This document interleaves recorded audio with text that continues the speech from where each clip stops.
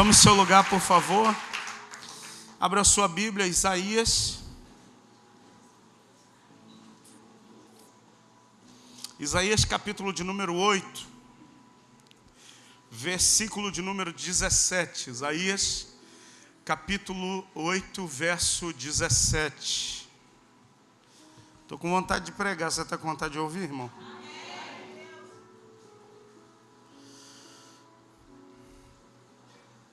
Isaías 8, 17. O texto bíblico vai dizer assim na versão NVI: esperei pelo Senhor, que está escondendo o seu rosto da descendência de Jacó. Nele porei a minha esperança. A verdade é, esperarei no Senhor, que está escondendo o seu rosto da descendência de Jacó. Nele porei a minha esperança. Eu quero falar nessa noite sobre quando tudo diz não, irmão. A gente vive um tempo onde as pessoas acham que Deus só é Deus se tudo der certo. Se Deus só é poderoso mesmo se acontecer um milagre que a gente espera. Se a bênção chegar, se a cura vier, se a porta se abrir, se o dinheiro cair lá na conta, se na hora de passar no caixa do mercado aparecer alguém e falar, eu vou pagar as suas compras. A gente fala, uau, que Deus poderoso, aleluia. Mas Deus não é só Deus nesses momentos. Deus não é só Deus quando tudo dá certo. Deus não é só Deus quando tudo nos é favorável. Não, o Deus que nós servimos, não. Ele é Deus em todos os momentos da nossa vida. Agora basta a gente saber, aprender a se relacionar com Deus. Quando tudo está cooperando ou quando tudo também não vai bem. Porque hoje a gente vai sentar à mesa do Senhor e a gente vai celebrar uma das ordens que Jesus deixou para a igreja, chamada Santa Ceia. E Jesus, quando estava prestes a se entregar na cruz, os sentimentos de Jesus, pois ele era homem, ele começou a ser traído pelos sentimentos, e o texto que você tem na sua Bíblia diz, ele diz assim, Pai, se for possível, passa de mim esse cálice. Se passa de mim esse cálice eu não quero morrer não. Eu não quero passar por isso não, eu não quero passar pela dor da crucificação, eu não quero passar por essa morte tão cruel, eu não quero acabar a vida aqui. Escuta, eu estava falando com um grupo de líderes que a gente está discipulando, que uma pessoa que quer tirar a própria vida, ela está doente.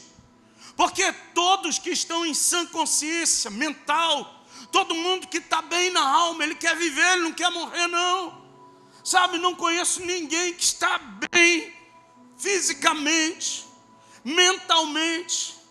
Alguém que está bem na sua alma, nas suas emoções, que diga assim, eu quero morrer. Não, quem quer morrer é quem está passando, sabe, por uma doença aqui dentro.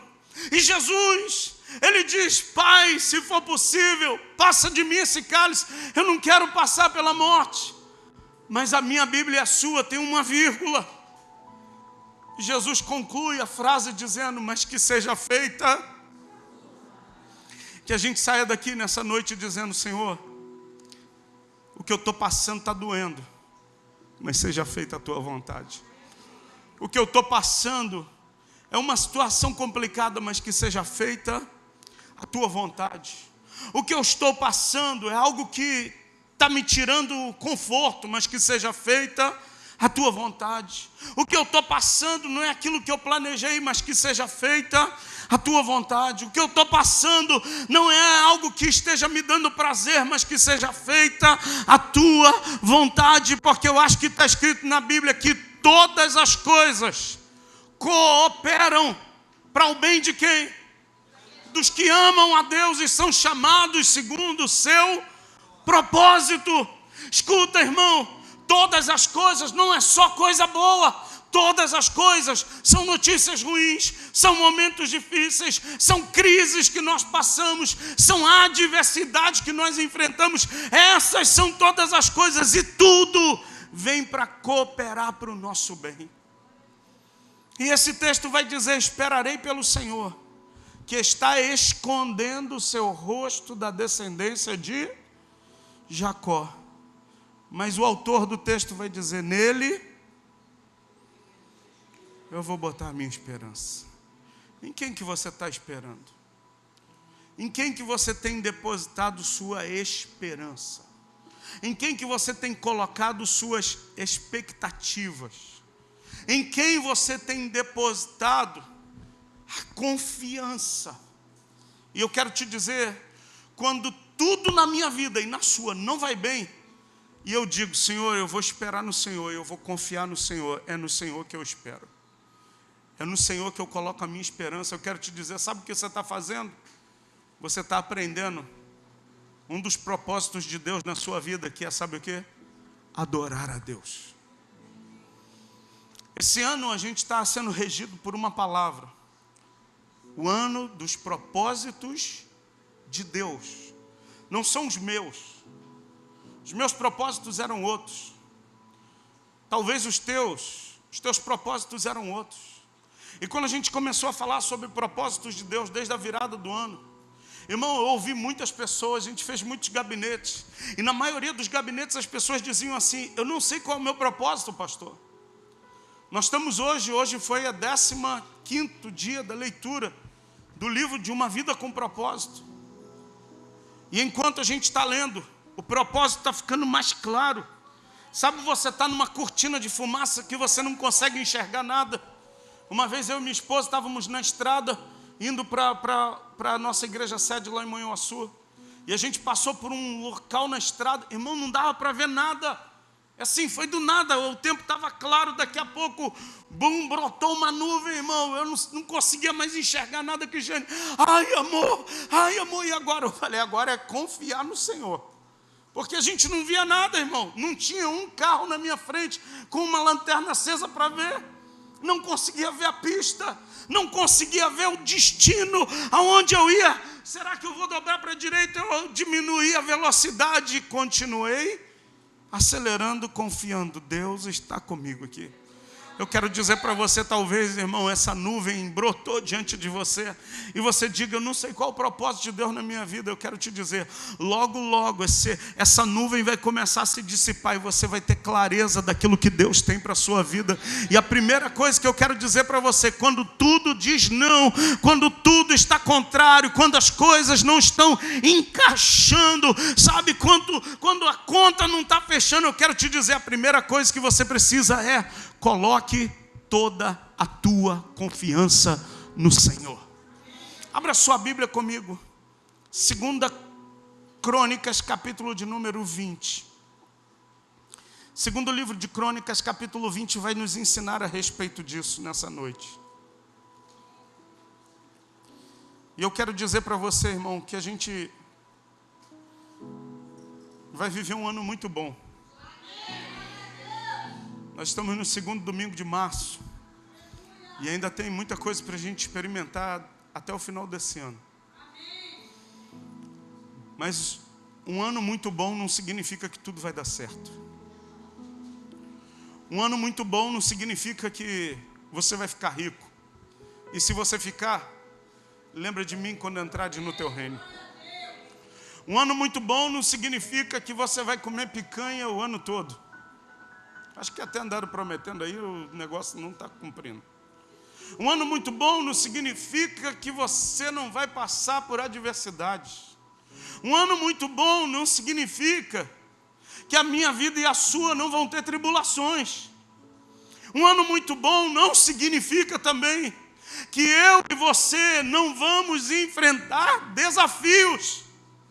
Um ano muito bom significa que eu posso passar por todas essas coisas, mas como o apóstolo Paulo declarou, nele, em Cristo, nós somos mais do que vencedores.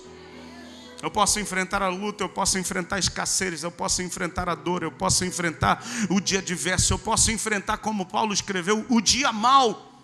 Mas se Cristo está no barco da minha vida, irmão, eu vou seguir viagem e eu sei que tem algo esperando para mim lá na frente. Você está entendendo isso, sim ou não? E eu quero falar sobre uma passagem da Bíblia que me inspira muito. E eu queria que você saísse daqui inspirado para viver essa semana. Pastor, eu não estou passando um momento tão bom. Eu fui ao médico, no meu trabalho me mandaram embora. Na minha casa as coisas não estão se encaixando. Então eu quero ler esse texto para você. Eu queria que você saísse daqui para viver aquilo que a Bíblia diz ao nosso respeito. Capítulo 20, o versículo de número 1 vai dizer: depois disso, os filhos de Moabe, os filhos de Amon e alguns dos meunitas vieram à peleja contra Josafá. Então vieram alguns que avisaram a Josafá dizendo: grande multidão vem contra ti, da além do mar da Síria, e eis que já estão em Azazon Tamar, que é em Guede. Então Josafá teve o quê? Medo. E se pôs a buscar o Senhor, e apregou um jejum em todo Judá. A primeira coisa que eu quero te dizer: nós não estamos pregando que você vai virar super crente. Não. O pastor não está falando que você vai passar pelas aflições, e aí quando alguém te perguntar, você vai dizer só vitória. Aleluia, está tudo bem. Não estou pregando isso não. Eu estou dizendo para você que quando o dia mau chegar na sua vida, você pode até ter medo, você não pode ser paralisado por ele. Pastor, o que eu estou passando está me dando medo. Quem não tem? Você não pode parar por causa do medo. E eu quero dizer para você hoje, que está aqui me ouvindo: não deixe o medo parar a sua vida. Pastor, eu estou com medo do amanhã. Eu posso confessar para você hoje, porque isso já não faz mais parte da minha vida. Durante um período eu fiquei com medo do amanhã. Eu e a Cristiane, desde que a gente se conheceu, a nossa vida é cantar, tocar. E na época a gente não pregava, a gente entregava folheto. Eu ia para um lado da rua, ela ia para o outro, a gente enchia o bolso de folheto. E as pessoas passavam e eu aprendi que tem que dar o folheto e falar alguma coisa. Eu não sabia falar nada, irmão. Eu falava assim: Jesus te ama. E falava: vai ter um culto de jovem aí, sábado, 19h30. Era o que a gente sabia na época fazer. E desde que a gente se conheceu, a nossa vida sempre foi isso: cantar, tocar e falar que Jesus ama.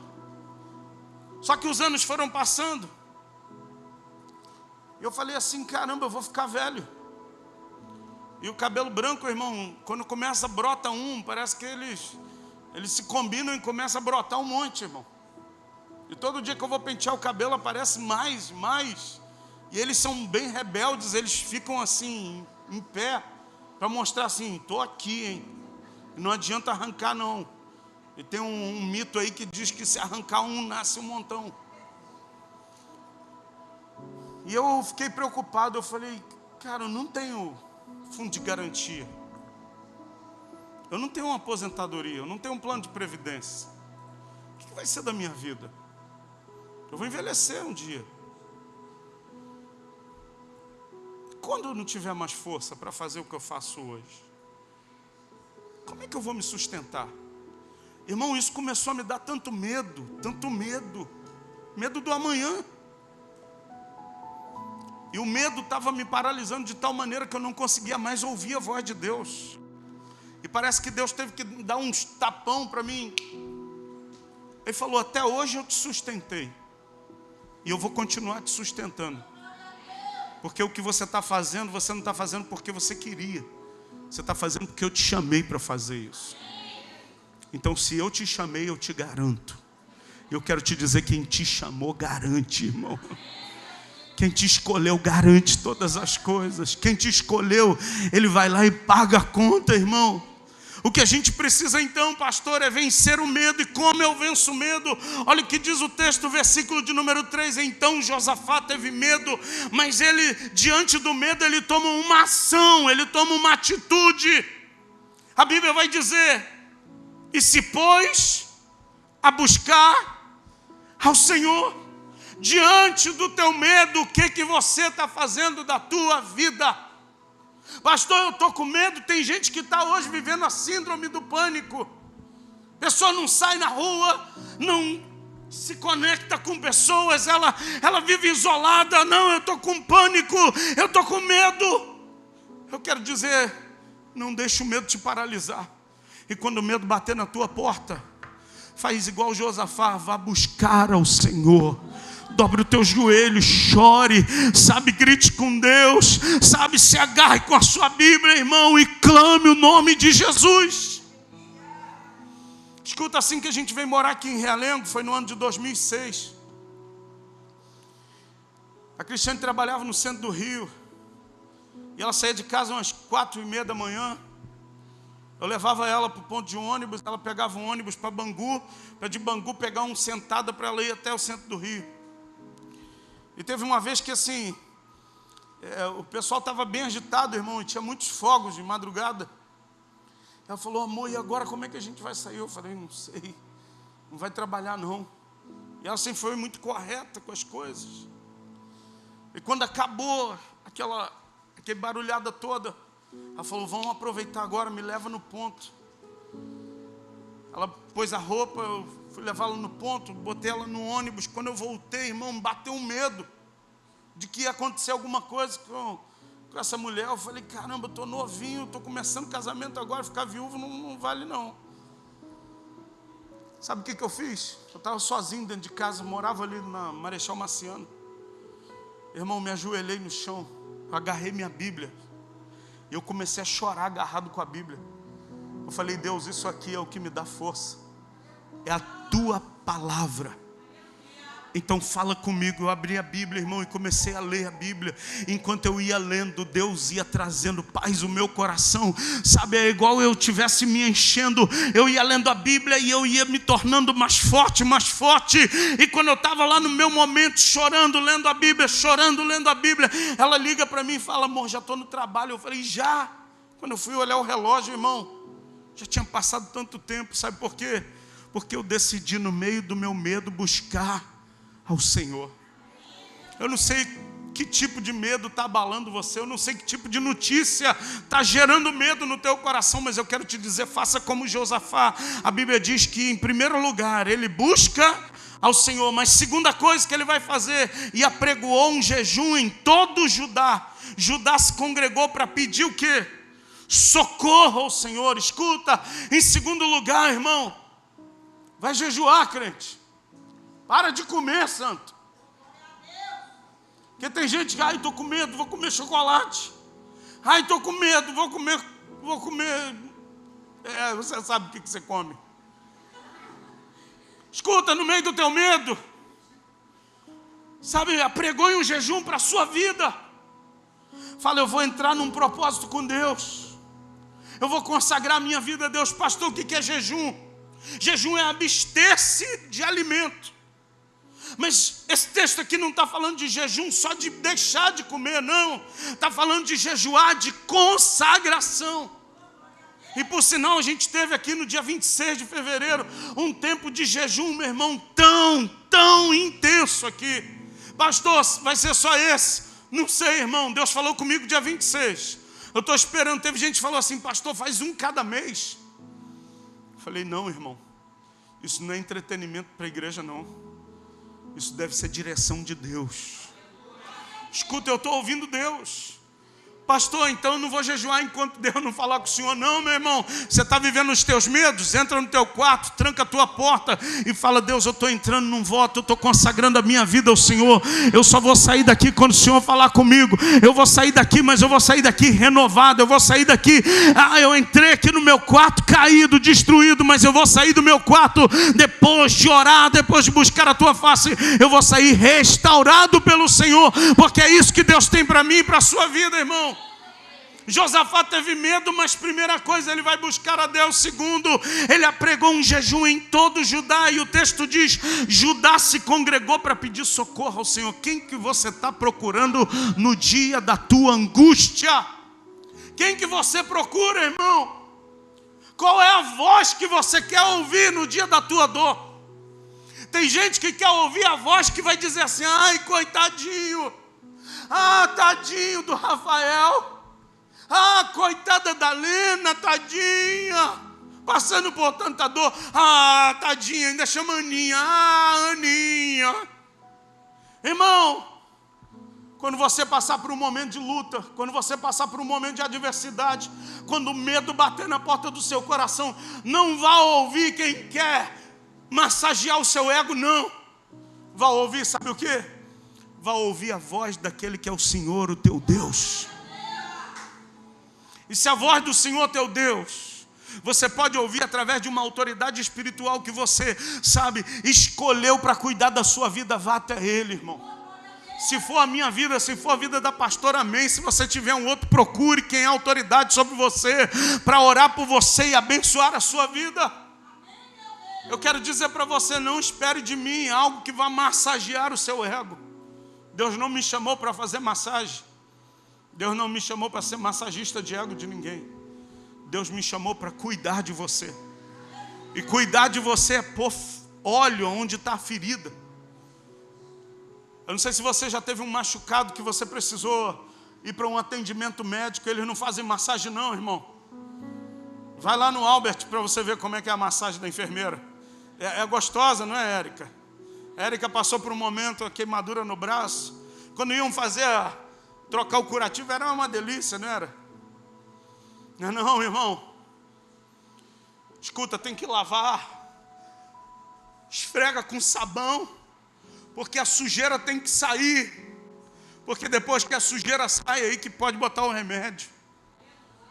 Escuta, Jesus te trouxe aqui hoje para esfregar a ferida que está aí dentro do seu coração, que está gerando esse medo, porque Ele quer pôr azeite aí na tua ferida. Porque talvez você tenha chegado aqui hoje ferido, mas Ele quer que você saia daqui curado. Talvez você tenha chegado aqui hoje magoado, Ele quer que você saia daqui hoje vivendo um relacionamento com Ele. Você está entendendo isso aí? Versículo de número 5. Pôs-se Josafá em pé na congregação de Judá e de Jerusalém, na casa do Senhor, diante do pátio novo, e disse: Senhor, Deus de nossos pais, porventura não és tu Deus nos céus? Não és tu que dominas sobre todos os reinos dos povos? Na tua mão está força e poder, e não há quem te possa resistir. Escuta, Josafá estava trazendo à memória dele aquilo que dava esperança. Primeiro lugar, ele decide: eu vou buscar a Deus. Segundo lugar, ele apregou um jejum: eu vou consagrar minha vida. Terceiro lugar, ele vai orar, e na oração dele, ele começa a dizer quem é Deus para ele. Quem é Deus para você, irmão? Josafá começa a dizer: tu és Deus acima de tudo, tu tens força e poder, e não tem ninguém que te possa resistir. Eu quero te dizer, traga no meio dos momentos de medo da sua vida, traga a sua memória quem Deus é para você, irmão. Pastor, eu não consigo, porque talvez Deus só é para você aquele que providencia coisas. A igreja só é para você igual um supermercado, onde você chega com uma necessidade, você vai pondo, sabe, no seu carrinho de compra. Escuta, Deus para mim é o Senhor de todas as coisas, e eu não existo sem a presença dEle. Irmão, a minha vida não tem sentido sem a presença de Jesus. A minha vida não tem valor sem Ele. A minha vida não tem como continuar sem Ele. Essa semana a gente foi sábado. Foi sábado. O 14º dia da leitura do livro. Irmão, aquilo para mim foi tão forte. Porque a gente leu na sala de leitura. O Senhor estava falando coisas assim tão intensas ao meu coração. E eu quero dizer para você, quando tudo diz não, traz à tua memória quem Deus é para você. E começa a confessar quem Ele é para você. Porque no meio das nossas dores a gente começa a fazer confissões que não estão alinhadas com a vontade de Deus para a nossa vida. Alguns chegam a murmurar de Deus, alguns chegam a se rebelar contra Deus. Escuta, no dia mau, no dia difícil, começa a dizer: Tu é o meu refúgio, Tu é o meu socorro bem presente no dia da aflição. Eu levanto os meus olhos para o monte, da onde vai me vir o socorro? O meu socorro vem do Senhor, que fez os céus e que fez a terra. Há um tempo atrás, bastante tempo atrás, no início da igreja,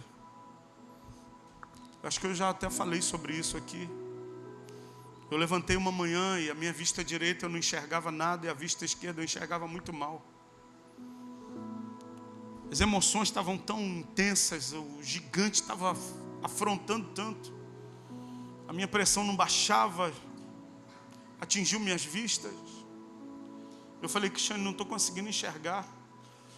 Irmão, não tem coisa mais agoniante do que você não conseguir enxergar. Pelo menos até hoje eu não experimentei de nada que me agoniasse tanto quanto aquilo. Eu lembro que eu pedi ao Alex, que está aqui, falei: Alex, cara, me ajuda aí, me leva numa clínica. Era semana logo depois do carnaval. E a semana do carnaval foi muito difícil, irmão. Do lado da igreja, o vizinho botava umas caixas de som grande e ficava implicando não é uma palavra bonita que eu estou usando. Ele ficava afrontando a gente. E teve uma noite que ficou tocando o tempo todo a cabeleira do Zezé, a cabeleira do Zezé, a cabeleira do Zezé. A parede do quarto balançava, que ele botava o gravão, um grave alto. Bum, bum, bum. O teto era daquele forro de... Como é o nome daquilo? Não, aquela de madeira. Como é o nome daquilo? Lambri, isso aí. O forro tremia todo. E ele gargalhava: 1.600 watts de potência. Tá ruim de aturar, hein? Olha a cabeleira do Zezé, olha a cabeleira do Zezé, irmão. Que a vontade, irmão, era de... cabeleira do Zezé aqui, ó. Passou o carnaval todo, irmão.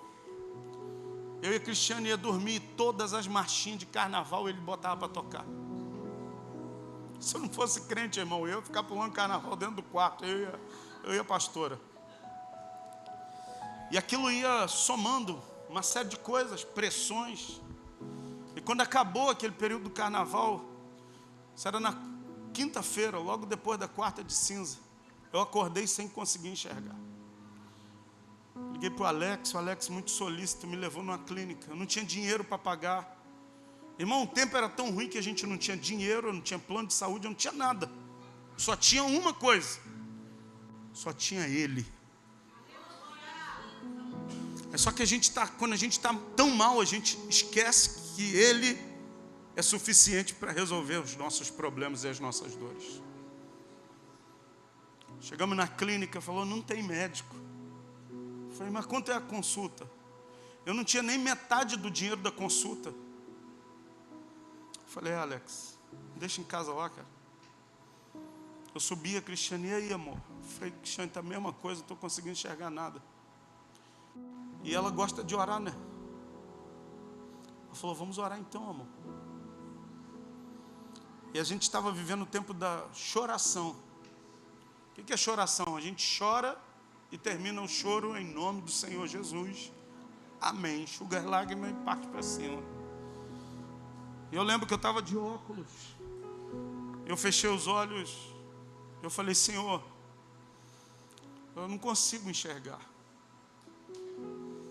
E não tem jeito.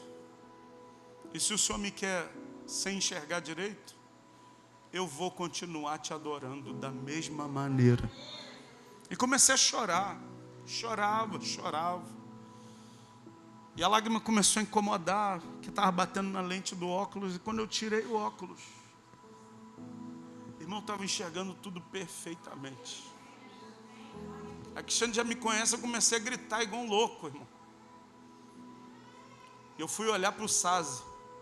Eu nunca tinha visto que o cor de abóbora e azul do Saz era tão bonito, irmão. Falei, que coisa linda, meu Deus. E gritava. Cristiano entendeu que Deus tinha curado e gritou também.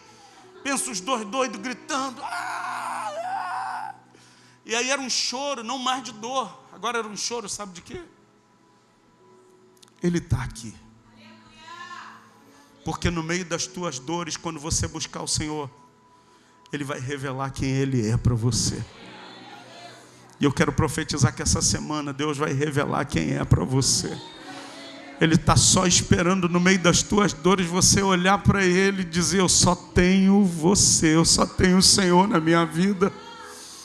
O nosso grande problema, no outro dia um irmão falou assim, pastor, eu descobri. A gente deixa Deus por último, né? E a gente diz assim, agora é só oração que resolve. Eu falei, você agora entendeu? Porque a gente faz tudo, e quando tudo que a gente faz não dá certo, aí a gente está frustrado, a gente está todo derrotado, aí a gente lembra que o que era para fazer primeiro, a gente deixou por último, aí a gente fala, Senhor, e Ele é tão misericordioso, Ele é tão bom, que ainda assim Ele atende o nosso clamor, e eu quero te dizer que Ele está aqui hoje para atender o teu clamor. O versículo de número 8 diz assim, habitaram nela e nela edificarão um santuário em teu nome, dizendo, se algum mal nos sobrevier, espada por castigo, peste ou fome, nós nos apresentaremos diante dessa casa e diante de ti, pois o teu nome está nesta casa, e clamaremos a ti na nossa angústia, e tu nos ouvirás. Escuta, Josafá estava trazendo a memória dele. Não, essa casa aqui, esse templo que nós erguemos, nós fizemos um voto, uma aliança, que quando algo nos sobreviesse, seja peste, espada, fome, a gente ia estar diante dessa casa que o teu nome é glorificado e diante do Senhor, porque o Senhor nos livraria e o Senhor nos ouviria. Eu quero te dizer, essa casa aqui carrega o nome do Senhor também. E eu quero dizer que não é a casa de alvenaria, porque quando a gente vai embora, o Senhor não fica aqui deitado esperando a gente voltar na terça-feira e nem no próximo domingo.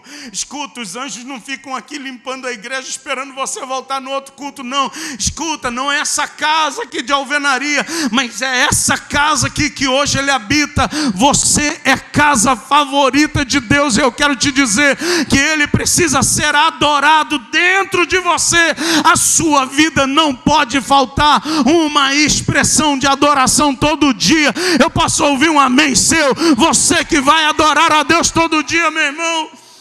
Versículo de número 10 diz assim, agora pois, eis que os filhos de Amon e de Moabe e do monte Seir, cujas terras não permitis que Israel invadisse, quando vinham da terra do Egito, mas deles se desviaram e não os destruíram. Deles se desviaram e não. Tem inimigo que quando a gente desvia dele, irmão, ele se levanta para nos destruir.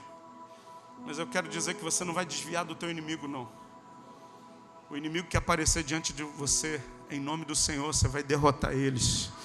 Porque a Bíblia diz em Romanos capítulo 16, verso 19 e 20, o Deus de paz esmagará Satanás pelo seu poder debaixo dos nossos pés. Deus te deu autoridade. Bata no ombro do seu irmão para ele entender isso. Diz assim, Deus já lhe deu autoridade. Você tem a autoridade de Deus sobre a sua vida. Versículo de número 13. Eu quero encerrar a minha fala nessa noite. Todo Judá estava em pé diante do Senhor, como também as suas crianças e as suas mulheres e os seus filhos. Então veio o Espírito do Senhor no meio da congregação sobre Jaaziel, filho de Zacarias, filho de Benaia, filho de Jeiel, filho de Matanias, levita dos filhos de Asaf, e disse, Dai ouvidos todo Judá e vós, moradores de Jerusalém. E tu, ó rei Josafá, ao que vos diz o Senhor, não temais, nem vos assusteis, por causa dessa grande multidão, pois a peleja não é vossa, mas de Deus. A peleja não é sua. Deus vai pelejar por você. Não tem nada melhor do que a gente saber que o Deus que a gente serve está dizendo assim: mantenha calma, não tenha medo e nem te assuste, porque essa peleja não é sua. Não é sua, Elisângela. Não é sua, Lenilson. Não é sua, Roberto. Não é sua, Cleiton. Essa peleja é do Senhor, Joana. E Ele está dizendo: eu vou pelejar por você, Tânia. E Ele vai concluir dizendo assim: amanhã descereis contra eles, e eis que sobem pela ladeira de Cis. Encontrá-los-ei no fim do vale. Opa! Vai encontrar onde? Você está passando pelo vale? Tem que passar ele todinho, irmão. É porque é lá no fim que tem vitória para você. Aí tem gente que quer pular. Não, pastor, não vou passar esse vale não. Escuta, Deus não vai livrar a gente do vale. Deus vai nos dar força para a gente passar pelo vale todo. Tem gente que diz: Deus me livra do vale. Se você se livrar do vale, você não vai ter força para vencer o teu adversário. Deus está falando: eu vou estar com você no meio do teu vale, mas você vai passar por ele todo, porque lá no fim do vale, olha o que diz: no final do vale, defronte do deserto de Jeruel, neste encontro não tereis que pelejar. Só tome posição, fiquem parados e vede o salvamento ou livramento que o Senhor vos dará, ó Judá e Jerusalém.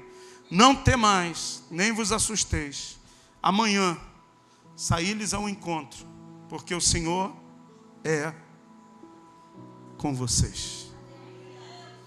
Deus é com você. E eu quero dizer para você, encerrando a minha mensagem: amanhã, quando você se levantar para o primeiro dia comercial, o primeiro dia de atividade, você vai para o seu trabalho, se levanta e diz: Senhor, eu vou passar por esse vale todinho, chegar lá no fim, porque o Senhor está comigo. E quando o meu adversário se levantar, eu só vou fazer uma coisa: eu só vou adorar o Senhor. Eu só vou te adorar. Sabe a canção que a gente cantou hoje? Te adorar é o que sustenta-me de pé. Eu não vou perder a guerra. Eu quero dizer que essa música retrata a minha vida, retrata a vida da pastora e retrata a vida dessa igreja. Quem fundou essa igreja, essa música retrata a vida dele. Adorar é o que me sustenta de pé. Eu não vou perder a guerra. Eu não vou perder a guerra não é porque eu sou melhor do que o outro. Eu não vou perder a guerra não é porque eu sou super crente. Eu não vou perder a guerra não é porque eu sou mais consagrado. Não, eu não vou perder a guerra. É porque eu decidi entregar as minhas lutas nas mãos dele. É porque eu decidi confiar nele. E se você quer confiar no Senhor, fique de pé, nós vamos orar para encerrar.